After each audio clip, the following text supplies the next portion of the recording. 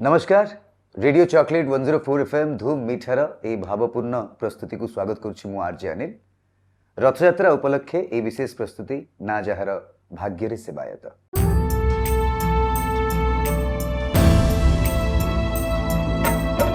आज मरी गले काली की दिन पर जन्म किए जाने मिछ बसत कालियारे मो कालियारे तोते कोटि दंडवत ये जन्मे भाग्य रे मु सेवायत ये जन्मे भाग्य रे मु सेवायत। कोटि कोटि जन्मर पुण्यफल जदि आपणकर साउंटी थिबे तेबे आपनको ये सुजोग मिले महाप्रभु सेवा करिवार। से सेवा विषय आज आम कथा हवा तांकर जड़े महान सेवक तलुछ नीलकंठ महापात्र सहित। सर नमस्कार, जय जगन्नाथ। भाग्यर सेवायत कार्यक्रम को आपन को स्वागत करुच्ची। सर आपन को केबे भाग्य ए सौभाग्य मिलला प्रभु सेवा करिवार? आमर सिंगारी जो सेवा यहाँ हूँ गोटे गोपी सेवा। महाप्रभु को भेष करवा, वस्त्र पिंधा, महाप्रभु को आरती करवा, माने सकाळू जाग्रत करवाठू रातिर शयन करने पर्यंत आमर काम थाए। तेणु आमर यहाँ 18 वर्ष पर आम ये सेवा आरंभ कर पूजा पढ़ा पड़ो, परीक्षा देवा पड़ो। परीक्षा देला परे आपणकर श्रीमंदिर प्रशासन पाखे आगे तो रजा पाखे होता, बर्तमान आमर जो प्रकार पद्धति अच्छी देवल कोण तड़ू कोण समस्त रिपोर्ट देवे जे हाँ ये प्रकृत में यही सेवार हकदार। रेकर्ड ऑफ राइट अनुजाई आमर जो आरओआर अच्छी से आरओआर बहुत पुराना, माने आजिकल कार नुह, ताकू देखिक से मैंने आमर की सेवा से संपर्क में गोटे रिपोर्ट देवे। से रिपोर्ट आधार में आमको साड़ी बंधा हम, आम मुंडे साड़ी बांधा अनुमति प्रदान हम। यही जो साड़ी बंधा काम मो 19 वर्ष बयस मोर संपूर्ण होता। मु 19 वर्ष दिन सेवा करी, जदिवा से मोर बयस खूब कम थिला। मु 19 वर्ष दिन आम बापांकर प्रेरणा रे मु 19 वर्ष बयस सेवा को आसती एवं महाप्रभु सेवा करी।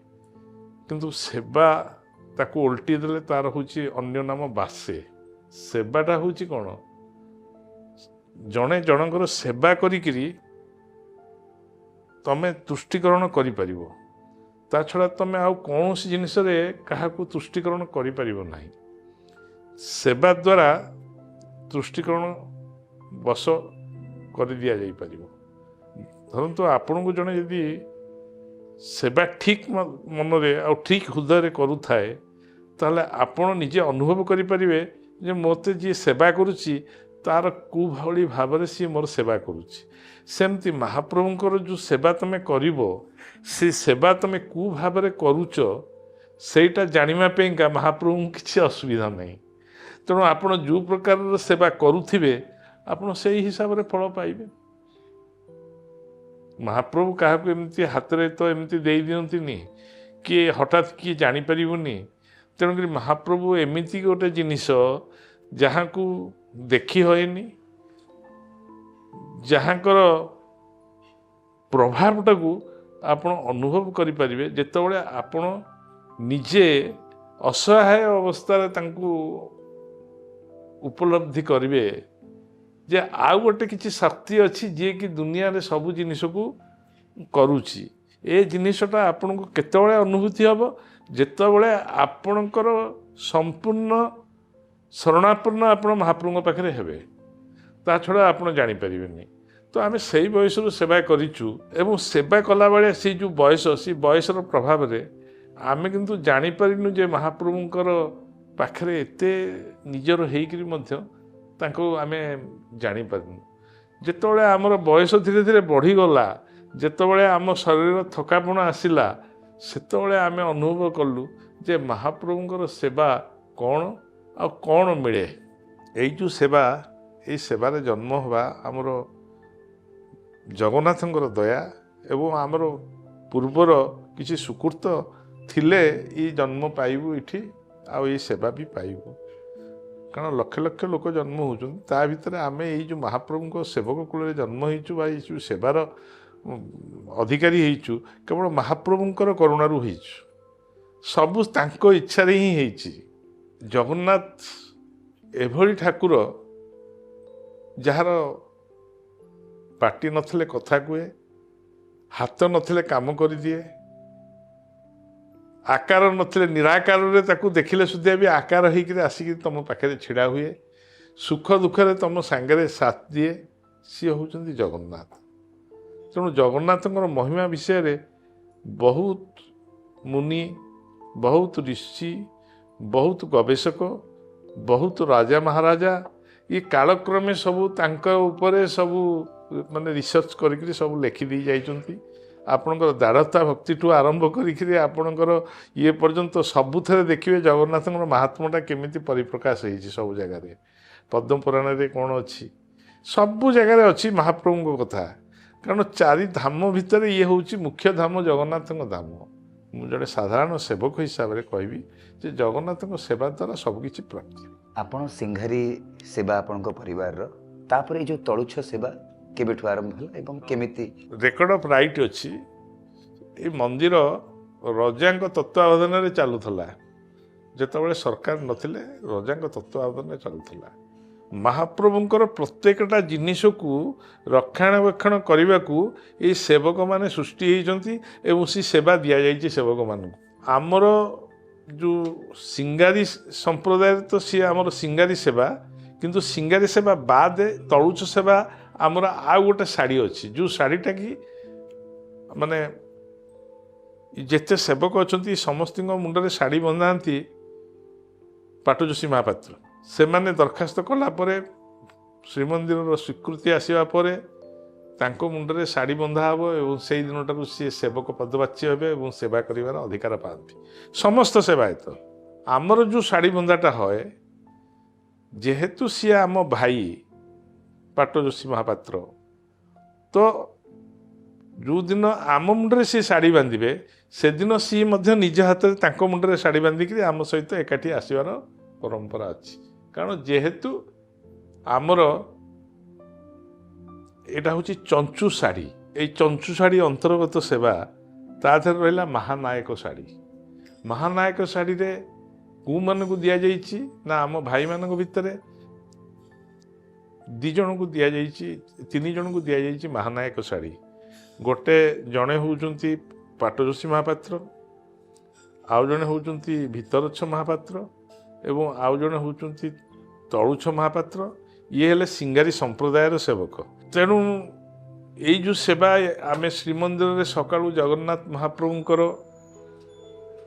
ମଙ୍ଗଳ ଆଳତୀଠୁ ଆରମ୍ଭ କରି ରାତିରେ ପହୁଡ଼ ପର୍ଯ୍ୟନ୍ତ ଏଇଟା ହେଉଛି ଆମର ସିଙ୍ଗାରୀ ସେବା।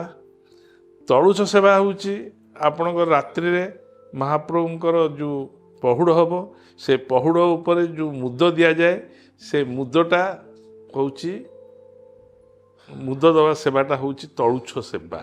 ତଳୁଛ ସେବା ଦେହରେ ଆମର ବିଭିନ୍ନ ବର୍ଗ ଅଛି। ସେ ବର୍ଗ ଭିତରେ ପାଟଯୋଶୀ ଅଛନ୍ତି, ସେ ବର୍ଗ ଭିତରେ ତଳୁଛ ଅଛନ୍ତି, ସେ ବର୍ଗ ଭିତରେ ଦେଶ ପ୍ରଧାନ ଅଛନ୍ତି, ସେ ବର୍ଗ ଭିତରେ ସବାରକ ମହାପାତ୍ର ଅଛନ୍ତି, ସେ ବର୍ଗ ଭିତରେ ମାନସିଂ ମହାପାତ୍ର ଅଛନ୍ତି। ବିଭିନ୍ନ ଭାବରେ ସବୁ ବଣ୍ଟା ଯାଇଛି। ତେଣୁ ଏ ସେବା କରିବାକୁ ଆମର ଯେଉଁମାନେ ଯୋଗ୍ୟ ସେମାନଙ୍କୁ ଚାମର ସେବାର ଅଧିକାରୀ କରାଯାଏ। ପ୍ରତ୍ୟେକ ଦିନ ମହାପ୍ରଭୁଙ୍କର ସକାଳ ଧୂପ ପୂଜା ବସିଲେ ଷୋଡ଼ଶ ଉପଚାର ପୂଜା ବେଳେ ଆମେ ମହାପ୍ରଭୁଙ୍କୁ ଚାମର ସେବା ଯୋଗାଇ ଥାଉ। ଭିତରେ ଚାମର ସେବା କରିବାର ସୁଯୋଗ ଆମକୁ ଦିଆଯାଏ ଏବଂ ଦୈନନ୍ଦିନ ଶ୍ରୀମନ୍ଦିରର ଆମକୁ ଖେଇ ବନ୍ଦୋବସ୍ତ କରାଯାଇଛି ଏବଂ ଦୈନନ୍ଦିନ ଖେଇ ମଧ୍ୟ ଆମେ ପାଉ। ଏହି ହେଉଛି ଆମ ସେବା। ସନ୍ଧ୍ୟା ଆଳତି ସମୟରେ ଆପଣ ସନ୍ଧ୍ୟା ଆଳତି ସମୟରେ ଆମର ଯିଏ ତଳୁଚ୍ଛ ମହାପାତ୍ର ଯେଉଁ ମାନେ ଯାହାକୁ ତଳୁଚ୍ଛ ସେବା ଦିଆଯାଇଛି ସିଏ ହିଁ ଆସିକିରି ସନ୍ଧ୍ୟା ଆଳତି କାମ ସମ୍ପୂର୍ଣ୍ଣ କରନ୍ତି। ଯଦି ସିଏ ଯଦି ଆମକୁ କହିବେ ଯେ ଆପଣ ଯାଇକିରି ଆଜି କରିଦିଅନ୍ତୁ ତାହେଲେ ଆମେ କରିପାରିବୁ। ଏଇ ଯେଉଁ ସେବା ଯେଉଁ କହିଲେ ସନ୍ଧ୍ୟା ଆଳତି ସମୟରେ ଚାମର ସେବା ଛଡ଼ା ଆଉ ବାକି ବର୍ଷ ତମାମ ପ୍ରଭୁଙ୍କର କ'ଣ କ'ଣ ସେବା ସବୁ ତଳୁଚ୍ଛ ମହାପାତ୍ର କରିଥାନ୍ତି? ତଳୁଚ୍ଛ ମହାପାତ୍ରଙ୍କର ସେବା ଅଛନ୍ତି। ଶୁଣନ୍ତୁ, ପ୍ରତ୍ୟେକ ଦିନେ ପ୍ରତ୍ୟେକ ଯାନି ଯାତ୍ରା ଉତ୍ସବ ମହୋତ୍ସବ ସବୁଥିରେ ହିଁ ତଳୁଚ୍ଛ ମହାପାତ୍ରଙ୍କ ଦରକାର ପଡ଼େ। ଧରନ୍ତୁ ଆପଣଙ୍କର ମକର ବେଢ଼ା ହେବ କି ଆପଣଙ୍କର ଇଏ ହେବ, ଏଇ ବିଭିନ୍ନ ଯାନି ଯାତ୍ରାରେ ମାନେ ତଳୁଚ୍ଛଙ୍କର କାର୍ଯ୍ୟକ୍ରମ ସବୁ ରହିଛି। ଗୋଟେ କେଉଁ ଅମାବାସ୍ୟା ଅଛି ଗୋଟେ ନିର୍ଦ୍ଧାରିତ ଅମାବାସ୍ୟା, ସେ ସମୟରେ ବି ଆପଣଙ୍କର ଗୋଟେ ଜରୁରୀ ସେବା ରହିଛି? ହଁ, ଅମାବାସ୍ୟା ନୁହଁ, ବିଭିନ୍ନ ଯାତ୍ରା ଅଛି। ମାନେ ତଳୁଚ୍ଛଙ୍କର ବିଭିନ୍ନ ଯାତ୍ରାରେ ସେମାନେ ଏଇସବୁ ସେବାର ଅଧିକାରୀ। ଯେଉଁ ଘଣ୍ଟ ଛତ୍ରର ପୂଜା ଯେଉଁ ହଏ ସେଇଥିରେ ଯେଉଁ ଅଭିଷେକ ସବୁ ହଏ ସେ ଅଭିଷେକରେ ସିଏ ହାତ ପଇଠ ଦେଇକିରି ଯାଆନ୍ତି। ଯେଉଁ ପ୍ରତ୍ୟେକ ଇଏରେ ହାତ ପଇଠ ଦେଇକିରି ପ୍ରଧାନୀ ସହିତ ସିଏ ଯାଇ ସେ କାମ ସମ୍ପୂର୍ଣ୍ଣ କରନ୍ତି। ଏଇ ଯେଉଁ ହାତ ପଇଠ ଆପଣ ଦିଅନ୍ତି ସବୁ କାର୍ଯ୍ୟରେ, ଏହା କରିବା ଆମର ଭାଇ ଅଛନ୍ତି ଯିଏ ତଳୁଚ୍ଛ ସେବା କରୁଛନ୍ତି, ସିଏ ହିଁ ଜଣେ ହିଁ କରିପାରିବ ଏ କାମ। ଘରର ବଡ଼ ପୁଅ ଯିଏ ସେ ହିଁ କରିପାରିବ, ଅନ୍ୟ ପିଲାମାନେ କରିପାରିବେନି। ଯେତେବେଳେ ତଳୁଚ୍ଛ ମହାପାତ୍ର ନିଜ ସେବା ପ୍ରଦାନ କରନ୍ତି ସେତେବେଳେ କେଉଁ କେଉଁ ସେବକ ଏକା ସାଙ୍ଗରେ କାମ କରନ୍ତି ସେ ସମୟରେ? ତଳୁଚ୍ଛଙ୍କ ସହିତ ପ୍ରଧାନୀ କାମ କରନ୍ତି, ତଳୁଚ୍ଛଙ୍କ ସହିତ ସିଙ୍ଗାରୀ କାମ କରନ୍ତି, ତଳୁଚ୍ଛଙ୍କ ସହିତ ପ୍ରଧାନୀ ସିଙ୍ଗାରୀ ଯେତେବେଳେ ଯେଉଁ ପିରିୟଡ଼ରେ ଯାହାର ଦରକାର ପଡ଼େ ସେ ତାଙ୍କ ସାଙ୍ଗେ ରହି କାମ କରନ୍ତି। ଯେତେବେଳେ ପ୍ରଭୁଙ୍କର ଦୁଆର ବନ୍ଦ ହୁଏ ସନ୍ଧ୍ୟା ରାତିରେ, ସେତେବେଳେ ବି କ'ଣ ଆପଣ ସେଠି ଉପସ୍ଥିତ ଥାନ୍ତି? ତଳୁଚ୍ଛ ମହାପାତ୍ର ଯିଏ ଆମ ଭିତରେ, ଆମ ଯେଉଁ ଭାଇ ଯେଉଁ ତଳୁଚ୍ଛ ମହାପାତ୍ର, ମାନେ ଯିଏ ବଡ଼ ଭାଇ କେବଳ ବଡ଼ ପୁଅ, ଗୋଟିଏ ଘରରେ ଗୋଟିଏ ସେବା ଜଣଙ୍କୁ ହିଁ ଦିଆଯିବ। ମାନେ ତଳୁଚ୍ଛ ଘରର ସେବାଟା ଏମିତି ହେଇଛି, ଧରନ୍ତୁ ମୁଁ ତଳୁଚ୍ଛ ସେବା କରୁଛି, ମୋର 3 ପୁଅ ହେଲେ ତ ମୋର ବଡ଼ ପୁଅ ହିଁ କେବଳ ସେ ସେବାଟାର ଅଧିକାରୀ ହେବ। ଆଉ 2 ପୁଅ ତଳୁଚ୍ଛ ହେଇକି ରହିଲେ ଆଉ ଅନ୍ୟାନ୍ୟ ସେବା କରିବେ, କିନ୍ତୁ ସିଏ ଆଉ ସେ ଇଏ ସେବା କରିବେନି, ଏକାକୀ ସେବକ ସେଗୁଡ଼ାକ ସବୁ। ତେଣୁକରି ସେ ହିଁ କେବଳ କରିବେ। ସେ ରାତିରେ ମହାପ୍ରଭୁଙ୍କର ବର୍ଣ୍ଣମାଟି ଦେହରେ ମୁଦ ଦିଆ, ଏଇ ମୁଦର ଇଏଟା ଶୁଣନ୍ତୁ, ୟାର ଗୋଟେ ପଛରେ ଗୋଟେ ବିସ୍ତୃତ କାହାଣୀ ଅଛି। ତଳୁଚ୍ଛ ମହାପାତ୍ରେ ମହାପ୍ରଭୁଙ୍କର ସବୁଦିନ ସେବା ଏଇଟା, ସେ ସବୁଦିନ ସେବା କରନ୍ତି। ଏ ସେବା କରିବା ଭିତରେ ସେ ଗଙ୍ଗା ସ୍ନାନ କରିବାକୁ ଗଲେ, ଗଙ୍ଗା ସ୍ନାନ କରିବାକୁ ଯିବା ବେଳେ ସେ ଗଙ୍ଗା ସ୍ନାନ କରିକିରି ସେଠି କଲିକତାର ଜୈନିକ ମହିଳାଙ୍କ ସହିତ ତାଙ୍କର ଯୋଗାଯୋଗ ହେଲା। ସେଠି ସେ କିଛି ଦିନ ରହିଗଲା ପରେ ତାଙ୍କର ଗୋଟିଏ ପୁତ୍ର ସନ୍ତାନ ଜନ୍ମ ହେଲା। ଏବଂ ତାପରେ ସିଏ ଯେତେବେଳେ ମହାପ୍ରଭୁଙ୍କ କଥା ଚିନ୍ତା କରିଛନ୍ତି, ସିଏ ଘରକୁ ଫେରିବା ବସିକି ସେ ଯେଉଁ ମହିଳା ଜଣକ ସିଏ କହିଲେ ଦେଖନ୍ତୁ, ଆପଣ ଆସିଲେ ଏଠି ମୋର ଏଇ ପୁତ୍ର ସନ୍ତାନ ହେଲା, ଭବିଷ୍ୟତରେ ସେ ଆପଣଙ୍କ ପୁତ୍ର ବୋଲି ଦାବି କରିବ, ତାହେଲେ ତାକୁ କେମିତି ମାନେ ସାବ୍ୟସ୍ତ କରିବ? ସିଏ କ'ଣ କଲେ ନା, ତାଙ୍କର ସେ ଯେଉଁ ମୁଦ ଦେଇଥିଲେ, ସେ ଯେଉଁ ମୁଦ୍ରିକା ତାଙ୍କ ହାତରେ ଥିଲା, ସେ ମୁଦ୍ରିକାଟି ତାଙ୍କୁ ଦେଇକରି ପଳେଇ ଆସିଲେ। ପରବର୍ତ୍ତୀ ଅବସ୍ଥାରେ ସିଏ ଆସି ଏଠି ରଜାଙ୍କ ପାଖରେ ଦାବି କରିକିରି ସେମାନେ ମଧ୍ୟ ଗୋଟେ ସେବା ନେଲେ, ସେଇଟା ହେଉଛି ସାବତ ସେବା। ଯେହେତୁ ସେଇଟାକୁ ସେ ସାବ୍ୟସ୍ତ କଲେ, ତା ନାଁ ହେଲା ସାବତ ସେବା। ଏବଂ ସିଏ ଗୋଟେ ନିଯୋଗ ହେଇକିରି ଅଛି। ବର୍ତ୍ତମାନ ସେ ନିଯୋଗ ଆପଣଙ୍କର ଯେଉଁ ଶ୍ଵେତଗଙ୍ଗା, ଇନ୍ଦ୍ରଦ୍ୟୁମ୍ନ, ମାର୍କଣ୍ଡ, ସମୁଦ୍ର, ଏଇ ଯେଉଁ ସବୁ ତୀର୍ଥକ୍ଷେତ୍ରରେ ଯାହା କାର୍ଯ୍ୟକ୍ରମ ସେମାନେ ହିଁ ସେଇଟାକୁ ସମ୍ପନ୍ନ କରନ୍ତି। ଯାହା କଥା ଅଛି ସାବତ ସେବା ବୋଲି ତାକୁ କୁହାଯାଏ। ଆପଣ ବି ମାନେ ବଡ଼ ଭାଇ ସିନା କାମ କଲେ, ବାକି ଯେଉଁ ସାନ ଭାଇ ମାନେ କି ଘରେ ଯେଉଁମାନେ ରହିଲେ ତାଙ୍କର ଅନ୍ୟ ସେବା ଗୁଡ଼ାକ କରିବେ। ସେ ମାନେ ଧରନ୍ତୁ ଏଇ ଯେଉଁ ଚାମର ସେବା କରିବା, ରୋଷରେ ମାନଙ୍କର ଖାଦ୍ୟ ପଦାର୍ଥ ଦ୍ରବ୍ୟ ଯୋଗାଣରେ ତାକୁ ତଦାରଖ କରିବା। ବର୍ତ୍ତମାନ ସରକାରୀ ସମୟ ହେଇଗଲାଣି, ସେଗୁଡ଼ାକ ଆଉ କରି ହେଉନି, କେବଳ ଚାମର ସେବାଟା ହିଁ ଆମେ କରୁଛୁ। ଅନ୍ୟ ଭାଇମାନେ ଯେତେବେଳେ ପ୍ରଶାସନ ନଥିଲା ସେତେବେଳେ ସବୁ କ'ଣ କ'ଣ କାମ କରିବାକୁ ପଡୁଥିଲା ଆପଣ ସବୁ ଭାଇ ସେତେବେଳେ ଆମର ଇଏ କରିବାକୁ ପଡ଼ୁଥିଲା ଯେ ଆପଣଙ୍କର ଯେଉଁ ମହାପ୍ରଭୁଙ୍କର ଯେଉଁ ଆମକୁ ଅମୁଣିଆ ଯେଉଁ ଭୋଗ ମହାପ୍ରଭୁଙ୍କର ହୁଏ ତାର ମାନ ପରୀକ୍ଷା କରିବାର ଦାୟିତ୍ୱ ସବୁ ଆମକୁ ସବୁ ଦିଆହେଇଥିଲା। କିଛି ଲୋକ ଯେଉଁମାନେ ଶୁଣୁଥିବେ ସେମାନେ ହୁଏତ ବୁଝିପାରିବେନି ଅମଣିଆ କ'ଣ, ଅମଣିଆ ଟିକେ କ'ଣ? ଅମଣିଆ ମାନେ ଯେଉଁଟା ଭୋଗ ହେବା ପାଇଁ ମହାପ୍ରଭୁଙ୍କର ପୂର୍ବ ପ୍ରସ୍ତୁତି ହୁଏ ସେ ଭୋଗ ନ ହେବା ପର୍ଯ୍ୟନ୍ତ ସେଇଟାକୁ ଅମୁଣିଆ ବୋଲି କୁହାଯାଏ। ଭୋଗ ହେଇସାରିଲା ପରେ ସେଇଟା ମହାପ୍ରସାଦ ହୁଏ।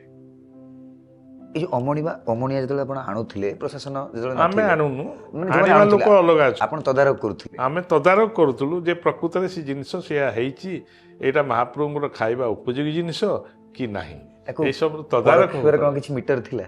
ନାଇଁ କିଛି ମିଟର ନଥିଲା। ଆପଣଙ୍କର ଯେଉଁ ମାନ ନିର୍ଦ୍ଧାରଣ କରାଯାଉଥିଲା କୌଣସି ପ୍ରକାର ବ୍ୟତିକ୍ରମ କେମିତି ନ ହେବ ତା ପାଇଁ ରଜାଙ୍କ ଅମଳରେ ଏଇସବୁ ସିଷ୍ଟମ କରାଯାଇଥିଲା। ଏଇଟା ରାଜକୀୟ ପଦ୍ଧତିରେ ପରିଚାଳିତ ହେଉଥିଲା। ସେତେବେଳେ ରଜା ଏଠି ନିଜେ ରହୁନଥିଲେ, ତେଣୁକରି ଏଇଗୁଡ଼ା ସବୁ ହେଉଥିଲା। ଯଦି ସେଥିରେ କିଛି ବ୍ୟତିକ୍ରମ ଆପଣ ବ୍ୟତିକ୍ରମ ପାଇଲେ ଆମେ ରିପୋର୍ଟ କରିବୁ। ତାପରେ ସେଠି ଆମର ମନ୍ଦିରରେ ତାକୁ ଦେଖିବା ପାଇଁ କେବଳ ଆମେ ନଥିଲୁ, ସେଠି ମନ୍ଦିରରେ ଆପଣଙ୍କର ଦେଉଳ କ'ଣ ତଢ଼ଉ କ'ଣ ଏଇ ସବୁମାନେ ବି ହାକିମ ହିସାବରେ ସେତେବେଳେ ନିଯୁକ୍ତି ଥିଲେ। ତଢ଼ଉ କ'ଣ ଦେଉଳ କ'ଣ ଏମାନେ ବି ସବୁ ଜିନିଷକୁ ଦେଖାରେଖା କରୁଥିଲେ। ଯେହେତୁ ସେମାନେ ଶୂଦ୍ର ସେବକ, ସେମାନେ ଭିତରକୁ ଯାଇପାରିବେନି, ତେଣୁକରି ବ୍ରାହ୍ମଣ ସେବକମାନଙ୍କୁ ଏଇସବୁ ଅଧିକାର ଦିଆଯାଇଥିଲା। ସେମାନେ ତଦାରଖ କରିକିରି ସମସ୍ତ ରିପୋର୍ଟ ରଜାଙ୍କୁ ପ୍ରଦାନ କରିବେ ସେମାନେ। ଆଉ ଏଇ ସେବକ ହେବା ପୂର୍ବରୁ ସମସ୍ତ ରିପୋର୍ଟ ସେମାନେ ଦେଲେ ତାପରେ ଯାଇକି ସେବାୟତମାନେ ଶାଢ଼ୀ ବନ୍ଧେଇବେ। ଜଗନ୍ନାଥ ମହାପ୍ରଭୁଙ୍କ ମନ୍ଦିର ଏ ପ୍ରକାର ଗୋଟେ ମନ୍ଦିର ଯେଉଁଠିକି ବ୍ରାହ୍ମଣ କୁ ଯେତିକି ଅଧିକାର ଦିଆଯାଇଛି ଶୂଦ୍ରମାନଙ୍କୁ ମଧ୍ୟ ସେତିକି ଅଧିକାର ଦିଆଯାଇଛି। ମାନେ ଏଠି କୌଣସି ଜାତି ଧର୍ମ ବର୍ଣ୍ଣ ନିର୍ବିଶେଷରେ ଜଗନ୍ନାଥ ଧର୍ମର ଯେଉଁ ସମନ୍ୱୟ, ଏ ସମନ୍ୱୟ ଭାରତବର୍ଷର କୌଣସି ଜାଗାରେ ନାହିଁ। ତମେ ଶୂଦ୍ର, ମୁଁ ବ୍ରାହ୍ମଣ, ସିଏ ଚଣ୍ଡାଳ, ସମସ୍ତଙ୍କର ସେବା ଏଠି ଅଛି। ଧୋବାଠୁ ଆରମ୍ଭ କରି ଭଣ୍ଡାରୀଠୁ ଆରମ୍ଭ କରି ସମସ୍ତଙ୍କର ସେବା ଏଠି ସମସ୍ତଙ୍କୁ ଦିଆଯାଇଛି। ଏଇ ଯେଉଁ ସେବା ପାଇଁ ଆପଣଙ୍କୁ କ'ଣ କ'ଣ ଶିକ୍ଷା ଲାଭ କରିବାକୁ ପଡ଼େ? ଶୁଣନ୍ତୁ, ଆମ ସେବାରେ ମୁଖ୍ୟତଃ ମହାପ୍ରଭୁଙ୍କର ଅବକାଶ ପୂଜା ଯେଉଁ କରାଯିବ ସେ ଅବକାଶ ପୂଜାଟାକୁ ପଢ଼ିବାକୁ ପଡ଼େ। ଯେଉଁ କହିଲେ ଘରେ ଧର 3 ଭାଇ ଅଛନ୍ତି କି 2 ଭାଇ ଅଛନ୍ତି, ବଡ଼ ଯିଏ ସେ ତଳୁଚ ସେବା କଲେ, ବାକି ଅନ୍ୟ ସେବା ସବୁ ଭାଇମାନଙ୍କୁ ମିଳିବ, କିନ୍ତୁ ପାଠ ସମାନ 3 ଭାଇ ପଢ଼ନ୍ତି, ସମାନ ଶିକ୍ଷା ପାଠ ଲାଭ, ସମାନ ପଢ଼ିବାକୁ ପଡ଼ିବ, ପରୀକ୍ଷା ବି ସମାନ ଦେବାକୁ ପଡ଼ିବ। ସମାନ ପରୀକ୍ଷା ଦେବାକୁ ପଡ଼ିବ। କେବଳ ବଡ଼ ପୁଅ ହିସାବରେ ଯେମିତି ଗଜପତି ମହାରାଜାଙ୍କର 3 ପୁଅ ଯଦି ହୁଅନ୍ତି ତାହେଲେ ବଡ଼ ପୁଅ ହିଁ ଗଜପତି ହେବ, ଆଉ ବାକି ଯିଏ ରହିଲା ସିଏ ଥାଟ ରଜା ହେଇକି ରହିବେ।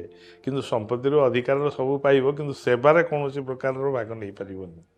ଏହା ହେଉଛି ତାର ପରମ୍ପରା। ତାମାନେ ଏଇଠୁ କ'ଣ କହିପାରିବେ ଯେ ବଡ଼ ପୁଅ ହେଲେ ହିଁ ସେବାର ସୌଭାଗ୍ୟ ମିଳେ ବେଶୀ? ହଁ, ନା ଅନ୍ୟ ସେବା ସବୁ ମିଳିବ, କିନ୍ତୁ ପର୍ଟିକୁଲାର ଏଇ ଯେଉଁ ପଦବୀ ଗୁଡ଼ାକ ତଳୁଛ, ଭିତରଛ, ପାଟଯୋଶୀ, ଏଇ ଯେଉଁ ପଦବୀ ଗୁଡ଼ାକ କେବଳ ଜଣକୁ ହିଁ ମିଳିବ, ଏକାକୀ ସେବକ। ଆପଣ ଯେତିକି ବର୍ଷ ପ୍ରଭୁଙ୍କ ସେବା କରିଛନ୍ତି, କେବେ ମନ୍ଦିର ଭିତରେ ମୋର 50 ବର୍ଷ 52 ବର୍ଷ ହେଇଗଲା ସେବା କରିବା।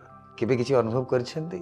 ବହୁତ ଅନୁଭୂତି ଅଛି, ବହୁତ ଅନୁଭବ ଅଛି। ମହାପ୍ରଭୁଙ୍କର ବିଚିତ୍ର କର୍ମାଙ୍କର ବହୁତ କିଛି ଅନୁଭୂତି ଅଛି। ଅନୁଭୂତି କହିଲେ ତ କେହି ବୁଝିପାରିବେନି, ଯିଏ ଅନୁଭବ କରିଥିବ ସେ ହିଁ କେବଳ ବୁଝିପାରିବ ସେ ଅନୁଭୂତି। ତେଣୁକରି ଅନୁଭୂତି କି ବର୍ଣ୍ଣନା କରିକି କେହି କେବେ ହେଲେ କାହାକୁ ବୁଝି ପାରିବେନି। ଜଗନ୍ନାଥ ସର୍ବବ୍ୟାପୀ। ଆପଣଙ୍କର ଗୋଟେ କଥା ଅଛି ଦୃଢ଼ତା ଭକ୍ତିରେ, ଆପଣ ଦେଖିବେ କାର୍ତ୍ତିକ ମାସରେ ଗୋଟେ ବାଳଭୋଗ ହୁଏ। ଏ ବାଳଭୋଗର ଉତ୍ପତ୍ତିଟା କେଉଁଠୁ ହେଇଛି? এই ବାଳଭୋଗର ଉତ୍ପତ୍ତିର ମୂଳ ଲୋକ ହେଉଛନ୍ତି ଆମର ତଳୁଛ ବଂଶୀୟ ଲୋକ। ତଳୁଛ ବଂଶୀୟ ଲୋକ ଆମର ମହାପ୍ରଭୁଙ୍କ ପାଖେ ସେବା କରିଥିଲେ। ସେବା ଅବସ୍ଥାରେ ସେତେବେଳେ ରଜା ଆସନ୍ତି ଦର୍ଶନକୁ, ସେ କ'ଣ କଲେ ନା ସେତେବେଳେ ରଜାଙ୍କ ସମୟ ବହୁତ ଭୟ କରନ୍ତି ସେବକ, ନିଜ ଚୂଳରୁ ମାନେ ତୁଳସୀ କାଢ଼ିକି ତାଙ୍କ ହାତରେ ଦେଇ ଦେଇଥିଲେ। ସେ ତୁଳସୀ ନେଇ ରଜା ଘରକୁ ଯାଇକି ତାଙ୍କ ସ୍ତ୍ରୀଙ୍କୁ ଦେଲେ। ରାଣୀ ଯେତେବେଳେ ତୁଳସୀ ଦେଖନ୍ତି, ଦେଖିଲେ ଚୂଳ ତା ଦେହରୁ ବାହାରିଲା। ଚୂଳ ବାହାରିଲା ମାନେ ସିଏ ସେଥିରୁ ରଜାଙ୍କୁ କହିଲେ। ରଜା କ'ଣ କଲେ ନା ପାଇକ ପଠେଇକିରି, ସେତେବେଳେ ପାଇକ ଥାଏ, ପାଇକ ପଠେଇକିରି ତାଙ୍କୁ ଡକେଇଲେ। କାରଣ ଇଏ ତ ସିଙ୍ଗାରୀ ସେବକ। ଡକି ସାରିଲା ପରେ ପଚାରିଲେ, ଆଚ୍ଛା ଜଗନ୍ନାଥଙ୍କ ମୁଣ୍ଡରେ କ'ଣ ଚୂଳ ଅଛି? ଏଇ ତୁଳସୀରୁ ଚୂଳ କେମିତି ବାହାରିଲା? ସେ ସାଙ୍ଗେ ସାଙ୍ଗେ କହିଲେ ଯେ ହଁ ଅଛି, ଭୟରେ। ଦେଖନ୍ତୁ ଜଗନ୍ନାଥଙ୍କ ମହାତ୍ମ୍ୟ ବିଷୟରେ ପଚାରୁଛନ୍ତି, ମୁଁ କହିବି ଆପଣଙ୍କୁ ଗୋଟେ ଉଦାହରଣ, ଛୋଟ ଉଦାହରଣ। ସେ କହିଲା ହଁ ଅଛି, ନ ତାହେଲେ ମୁଁ କାଲି ଯିବି, ମୋତେ ତମେ ଦେଖିବ। ଇଏ କହିଲେ ବଡ଼ ଅସୁବିଧା କଥା, ଇଏ ମହାପ୍ରଭୁଙ୍କର ଚୂଳ କେଉଁଠି ମୁଁ ଦେଖିବି? ରାତିରେ ଘରକୁ ଗଲେ, ଘରେ ତାଙ୍କ ସ୍ତ୍ରୀ ପଚାରିଲେ କାହିଁକି ତମେ ବିଷାଦ ମନରେ ବସିଛ?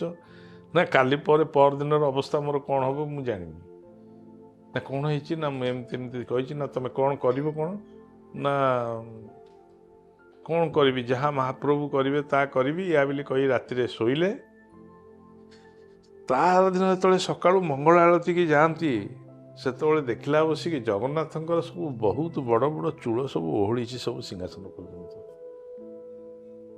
ଇଏ ଦେଖିଦେଇକିରି କହିଲେ ପ୍ରଭୁ କି ପ୍ରକାର ଅଲୌକିକ କାରବାର। ଇଏ ସିଂହାସନ ଉପରକୁ ଉଠିଗଲେ।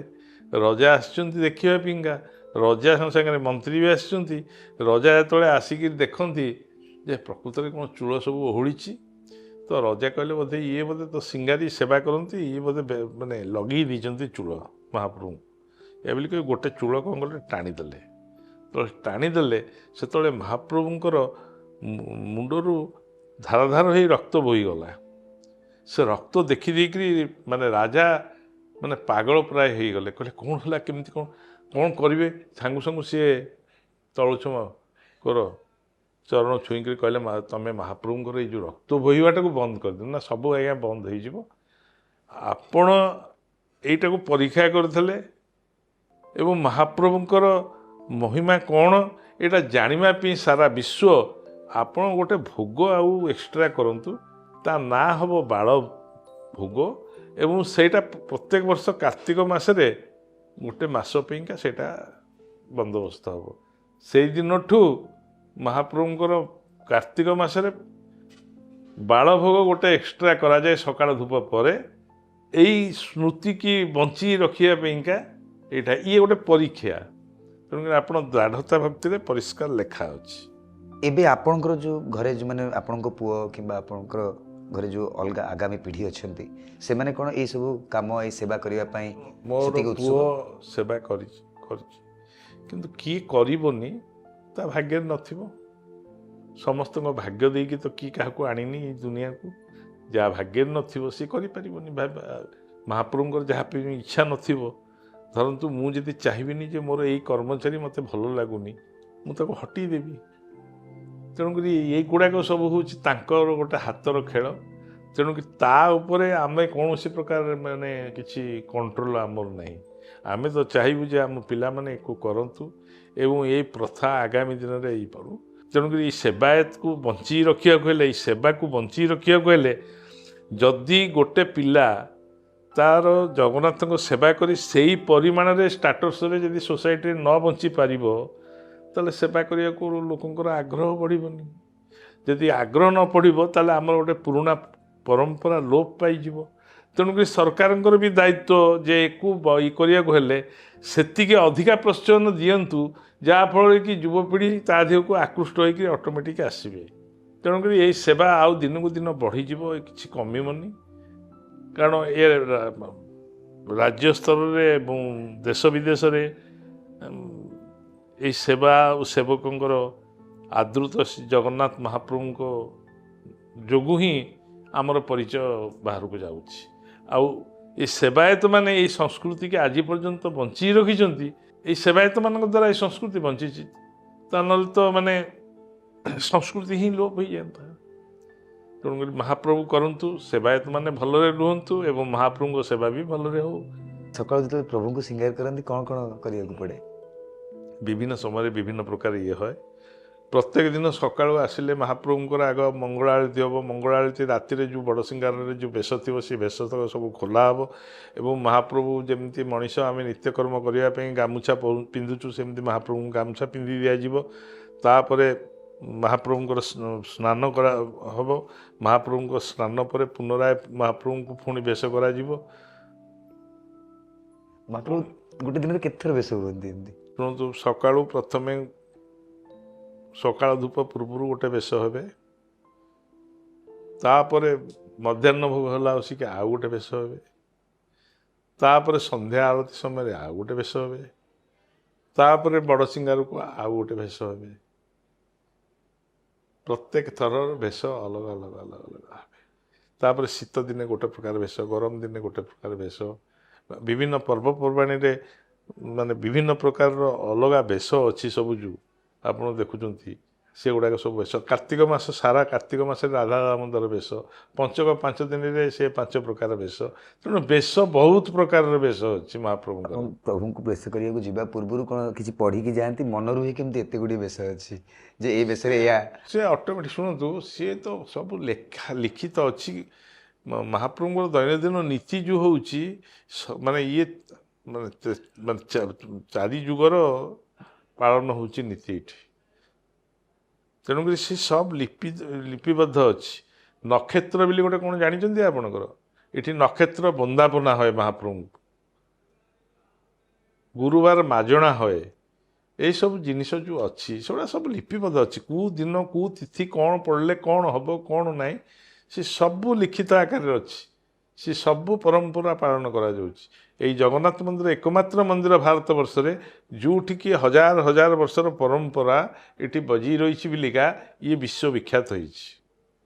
ଆଉ ରଜାଙ୍କୁ ଅଶେଷ ଧନ୍ୟବାଦ ଯେ ଗଜପତି ମହାରାଜ ତାଙ୍କର ସାମର୍ଥ୍ୟ ମତେ ସେ ଶେଷ ପର୍ଯ୍ୟନ୍ତ ଜଗନ୍ନାଥ ମହାପ୍ରଭୁଙ୍କର ଏଇ କାର୍ଯ୍ୟ କରିବା ପାଇଁ ତାଙ୍କର ଜାଗା ଜମି ବିକ୍ରି କରିକି ମଧ୍ୟ ସେ ତାକୁ ସମ୍ଭାଳିକି ରଖିଥିଲେ। ତାପରେ ଓଡ଼ିଶା ସରକାର ନେଲା ପରେ ଧୀରେ ଧୀରେ ସରକାରଙ୍କ ତରଫରୁ ବର୍ତ୍ତମାନ ଏଇସବୁ ଜିନିଷକୁ ପ୍ରୋତ୍ସାହନ ଦେବା ପାଇଁକା ବହୁତ ମାନେ ଗୁରୁତର ସହିତ ସେ ଚିନ୍ତା କରୁଛନ୍ତି ଏବଂ କାର୍ଯ୍ୟ କରୁଛନ୍ତି। ବହୁତ ବହୁତ ଧନ୍ୟବାଦ। ଆପଣଙ୍କ ସାଙ୍ଗେ କଥା ହେଇକି ଅନେକ କଥା ଆମେ ଜାଣିପାରିଲୁ, ଦର୍ଶକ ବି ଜାଣିପାରିଲେ, ଆମ ଶ୍ରୋତା ବନ୍ଧୁମାନେ ଜାଣିପାରିଲେ। ତଳୁଛୁ ମହାପାତ୍ର ସେବା ବିଷୟରେ ଆମେ ଅବଗତ ହେଲୁ। ସେଥିପାଇଁ ଆପଣ ସମୟ ଦେଲେ ବହୁତ ବହୁତ ଧନ୍ୟବାଦ। ये जन्मे भाग्य रे मु सेवायत।